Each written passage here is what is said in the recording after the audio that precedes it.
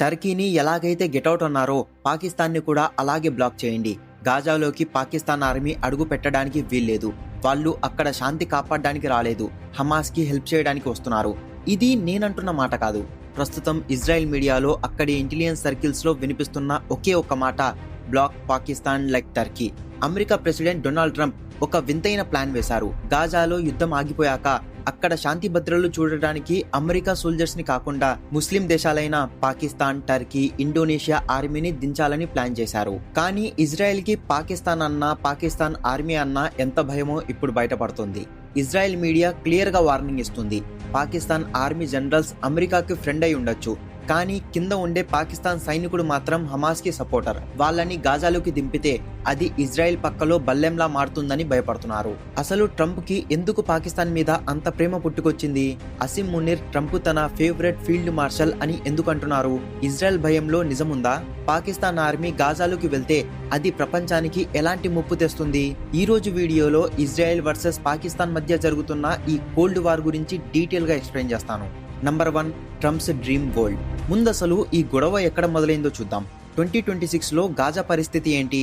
అక్కడ యుద్ధం almost end స్టేజ్కి వచ్చింది. హమాస్ ని ఇజ్రాయెల్ దెబ్బకొట్టింది. కానీ ఇప్పుడు అక్కడ పోలీసింగ్ ఎవరు చేయాలి? ఇజ్రాయెల్ సైనికులు ఉంటే పాలస్తీనియన్స్ ఒప్పుకోరు, అమెరికా సైనికులు ఉంటే ట్రంప్ ఒప్పుకోరు. ఎందుకంటే ట్రంప్ పాలసీ ఏంటంటే అమెరికన్ సోల్జర్స్ వేరే దేశాల కోసం చనిపోకూడదు.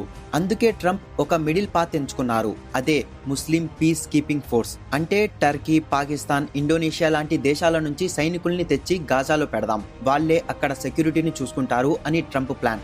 వినడానికి బానే ఉంది, కానీ ఇజ్రాయెల్ కి ఇది నచ్చలేదు. ఆల్రెడీ టర్కీని ఇజ్రాయెల్ బ్లాక్ చేసింది.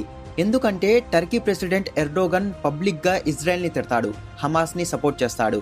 అలాంటి దేశం సైనికుల్ని మేము రానివ్వం అని నేతాన్హు తేల్చి చెప్పారు. ఇప్పుడు లిస్టులో నెక్స్ట్ పేరు పాకిస్తాన్. ట్రంప్ కి పాకిస్తాన్ ఆర్మీ చీఫ్ అసిమ్ మునీర్ అంటే ఏదో తెలియని ఇష్టం. ఆయన్ని మై ఫేవరెట్ జనరల్ అంటున్నారు. పాకిస్తాన్ కి F-16 విమానాలకి ఫండింగ్ ఇస్తున్నారు.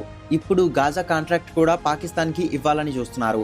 కానీ ఇజ్రాయెల్ మీడియా ఇలా అంటుంది, ట్రంప్ ఒక డ్రీమ్ వరల్డ్ లో బతుకుతున్నాడు, ఆయనకి గ్రౌండ్ రియాలిటీ ఏంటో తెలియట్లేదు అని. Number 2, the reality of Pakistan army. Israel భయపడడానికి ఒక బలమైన కారణం ఉంది. దీన్ని ఐడియాలజికల్ డివైడ్ అంటారు. పాకిస్తాన్ ఆర్మీలో టాప్ లెవెల్లో ఉండే జనరల్స్ అంటే అసిమ్ మునీర్ లాంటి వాళ్ళు వెస్టర్న్ మైండ్ సెట్ తో ఉంటారు. వాళ్ళకి విస్కీ కావాలి, డాలర్లు కావాలి, అమెరికాలో ఇల్లు కావాలి. సో వాళ్ళు అమెరికా చెప్పినట్టు వింటారు. కానీ గ్రౌండ్ లెవెల్లో ఉండే సోల్జర్స్ పరిస్థితి వేరు. వాడు మతపరంగా బాగా రాడికలైజ్ అయి ఉంటాడు.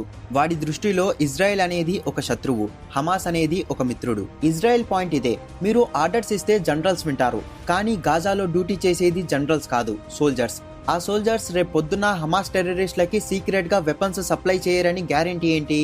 వాళ్ళు ఇజ్రాయెల్ మీద అటాక్ ప్లాన్ చేయరని గ్యారెంటీ ఏంటి? ఆఫ్ఘనిస్తాన్ లో ఇదే జరిగింది కదా. అమెరికా నుంచి పాకిస్తాన్ డబ్బులు తీసుకుంది, కానీ సీక్రెట్ గా తాలిబాన్లకి హెల్ప్ చేసింది. అదే డబుల్ గేమ్ ఇప్పుడు గాజాలో కూడా ఆడుతుందని ఇజ్రాయెల్ భయపడుతుంది. టైమ్స్ ఆఫ్ ఇజ్రాయెల్లో వచ్చిన ఒక ఆర్టికల్ ప్రకారం పాకిస్తాన్ సోల్జర్స్ ని గాజాలో డిప్లాయ్ చేయడం అంటే ట్రోజన్ హార్స్ ని లోపలికి రానివ్వడమే. అంటే శత్రువుని మనమే పిలిచి ఇంట్లో కూర్చోపెట్టుకోవడం లాంటిది. Number 3, the Iran factor. ఇంకొక మేజర్ రిస్క్ ఏంటంటే ఇరాన్. హమాస్ కి గాడ్ ఫాదర్ ఎవరు? ఇరాన్. పాకిస్తాన్ కి ఇరాన్ కి మధ్య అప్పుడప్పుడు గొడవలు ఉన్నా బేసిక్ గా 2 ముస్లిం మెజారిటీ దేశాలు. పాకిస్తాన్ లో చాలా మందికి ఇరాన్ అంటే సాఫ్ట్ కార్నర్ ఉంది. ఒకవేళ పాకిస్తాన్ ఆర్మీ గాజాలోకి ఎంటర్ అయితే ఇరాన్ వాళ్ళు పాకిస్తాన్ సోల్జర్స్ ద్వారా హమాస్ కి ఇన్ఫర్మేషన్ పాస్ చేయొచ్చు. ఇరాన్ ఆర్మీ ఎక్కడుంది, వాళ్ళ వీక్నెస్ ఏంటి అనే సీక్రెట్స్ ని పాకిస్తాన్ వాళ్ళు ఇరాన్ కి లీక్ చేసే ప్రమాదం ఉంది. ఇజ్రాయెల్ మీడియా ఏమంటుందంటే అసలు పాకిస్తాన్ గవర్నమెంట్ తన సొంత ప్రజల్నే కంట్రోల్ చేయలేకపోతుంది. వాళ్ళు ఇజ్రాయెల్ కి వ్యతిరేకంగా రోడ్ల మీద పడి అరుస్తుంటే ఆపలేకపోతుంది.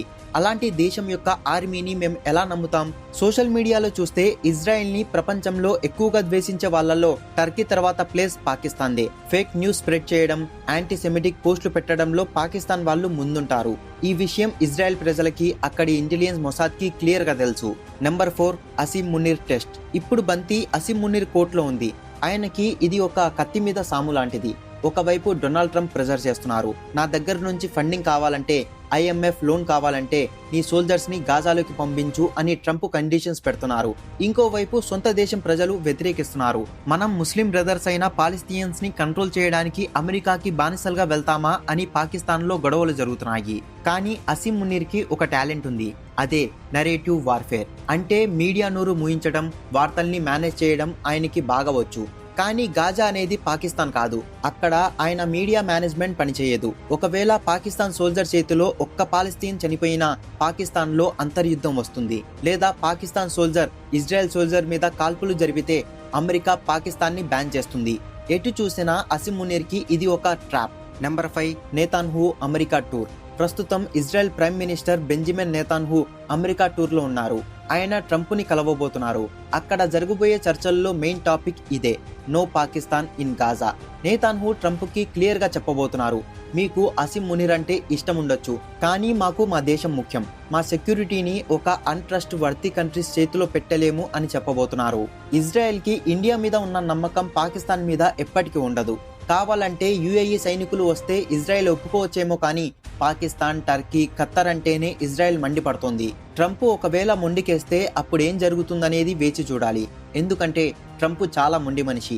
ఆయన అనుకున్నది జరగకపోతే ఫండింగ్ ఆపేస్తానని బెదిరిస్తారు. Number 6, the history of betrayal. Israel ప్రజల కామెంట్స్ చదివితే మీకే అర్థమవుతుంది. వాళ్ళేమంటున్నారంటే, I am not sure, I would trust these guys as far as I could throw them.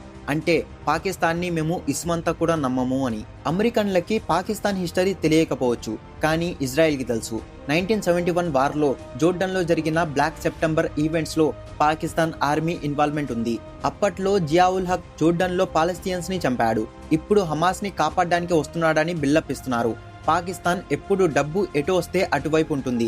ఈ రోజు అమెరికా డబ్బు ఇస్తుంది కాబట్టి ఇజ్రాయెల్ ని కాపాడతామంటారు. రేపు ఇరాన్ ఎక్కువ డబ్బులు ఇస్తే ఇజ్రాయెల్ మీద అటాక్ చేస్తారు. ఈ మెర్సరీ మెంటాలిటీ ఇజ్రాయెల్ కి పెద్ద రిస్క్. ఫైనల్ గా కంక్లూజన్ కొద్దాం. ట్రంప్ ప్లాన్ వినడానికి బానే ఉంది, కానీ ప్రాక్టికల్ గా ఇది డిసాస్టర్. పాకిస్తాన్ లాంటి అస్థిరమైన దేశాన్ని, సొంత దేశంలోనే ఆర్మీ చీఫ్ ని చంపుతామని బెదిరించే దేశాన్ని తీసుకెళ్లి ప్రపంచంలో మోస్ట్ సెన్సిటివ్ జోన్ అయిన గాజాలో పెడితే ఏమవుతుంది? అది పెట్రోల్ బంకులో కూర్చొని సిగరెట్ తాగినట్టే అవుతుంది. ఏ క్షణమైనా పేలొచ్చు. నా ప్రిడిక్షన్ ఏంటంటే, ఇజ్రాయెల్ ఎట్టి పరిస్థితుల్లోనూ పాకిస్తాన్ ని ఒప్పుకోదు. నేతాన్హూ ట్రంప్ ని కన్విన్స్ చేస్తారు. ఒకవేళ పాకిస్తాన్ వెళ్ళినా వాళ్ళని కేవలం నామినల్ గా ఉంచుతారు తప్ప రియల్ పవర్స్ ఇవ్వరు. ఎందుకంటే ఇజ్రాయెల్ కి తెలుసు, once a betrayer always a betrayer. Pakistan ని నమ్మి బార్డర్ ఇస్తే రేపొద్దున్న టెల్ అవీలో బాంబులు పెళ్తాయి. మీకేమనిపిస్తుంది? పాకిస్తాన్ ఆర్మీ గాజాకి వెళ్తే శాంతి వస్తుందా, లేక టెర్రరిజం పెరుగుతుందా? ఇజ్రాయెల్ పాకిస్తాన్ ని బ్లాక్ చేయడం కరెక్టేనా? మీ ఒపీనియన్ ని కామెంట్ చేయండి. అలాగే మీకోసం ఒక ఇంట్రెస్టింగ్ క్వశ్చన్. రీసెంట్ గా ప్రపంచంలోనే లాంగెస్ట్ ఎక్స్ప్రెస్ వే టన్నల్ ని ఏ దేశం లాంచ్ చేసింది? దీని ఫొటోస్ ఇంటర్నెట్ లో బాగా వైరల్ అవుతున్నాయి. అద్భుతమైన ఇంజనీరింగ్ ఇది. Option A Japan, option B India, option C China, option D Russia. మీ ఆన్సర్ ని కామెంట్ చేయండి. నా ఎక్స్ప్లెనేషన్ మీకు నచ్చితే వీడియోని లైక్ చేసి షేర్ చేయండి. ఇలాంటి డీప్ జియో పాలిటిక్స్ అనాలిసిస్ కోసం మన ఛానల్ని ఇప్పుడే సబ్స్క్రైబ్ చేసుకోండి. వీడియో పెట్టగానే నోటిఫికేషన్ రావాలంటే సబ్స్క్రైబ్ చేయగానే పక్కనే ఒక బెల్ ఐకాన్ కనబడుతుంది, దాని మీద క్లిక్ చేయండి. జై హింద్.